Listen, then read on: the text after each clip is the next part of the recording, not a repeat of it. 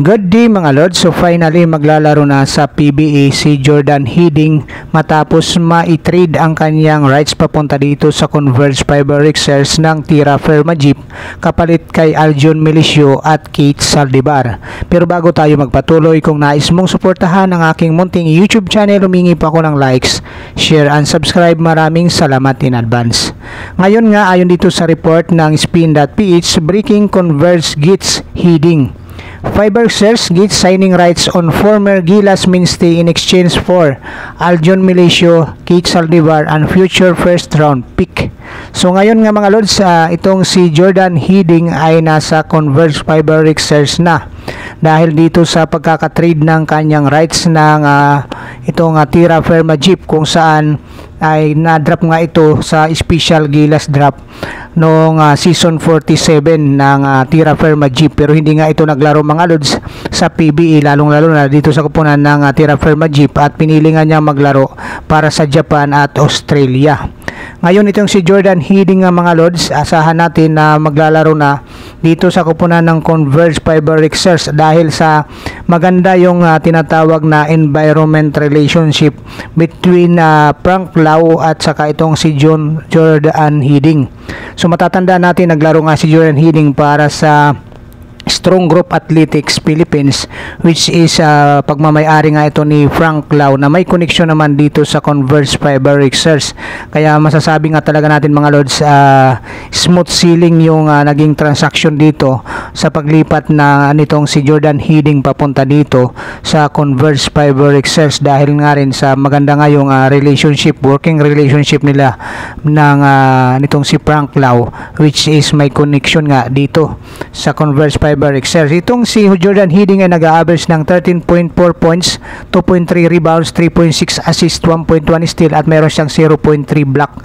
So magandang mga numero nga ito mga Lods para dito sa isang shooting guard, dahil itong si Jordan Hiddink nga mga Lods ay sa kasalukuyan siya ay 28 years old, meron siyang height na 85 kg at isang shooting guard. Ngayon puntahan naman natin mga Lords itong si Aljon Milicio. Ito yung kapalitan ni Jordan Hiddink. So itong si Aljon Milicio naman mga Lords ay 26 years old at may height na 1.73 meters. So alam natin yung relationship ni Aljon Milicio with former Converge Fiber Rexers coach Aldin Ayo, kaya medyo maganda nga at nagtagal ito sa Converge. Pero dahil sa wala na nga si coach Aldin Ayo sa Converge Fiber Rexers, naging smooth sailing nga itong paglipat kay Aljon Milicio papunta dito sa Tira Firma Jeep.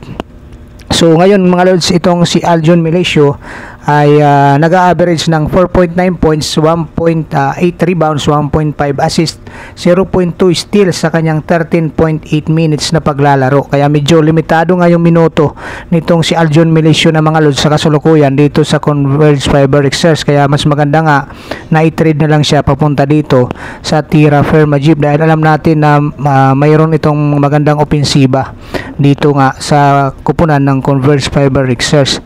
So itong si puntahan naman natin mga Lords itong isa pang na-trade na si Kate Saldivar. Kung matatanda natin, sumikat itong si Kate Saldivar dahil sa pumutok yung kanyang sa pagbuto ng All-Star, kung saan siya yung nag-top nga mga Lords na hindi naman gaanong kilala, dahil dito nakilala itong si Kate Saldivar.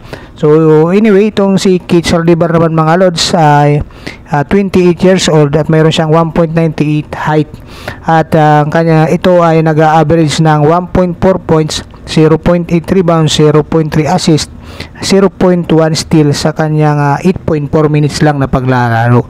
So maraming salamat mga Lord. Shout out Ariel E. Labadan, maraming salamat sa iyo Lord. At shout out din Lord Ronald Berbo Sidad, maraming salamat Lords. Sir Gilbert Ravida, shout out din sa iyo, maraming salamat. At Ma'am Sonia Hara Vlog, shout out sa iyo ma'am, maraming salamat din. Ito pa, shout out Afulabi Jaja, maraming salamat sa iyo Lords.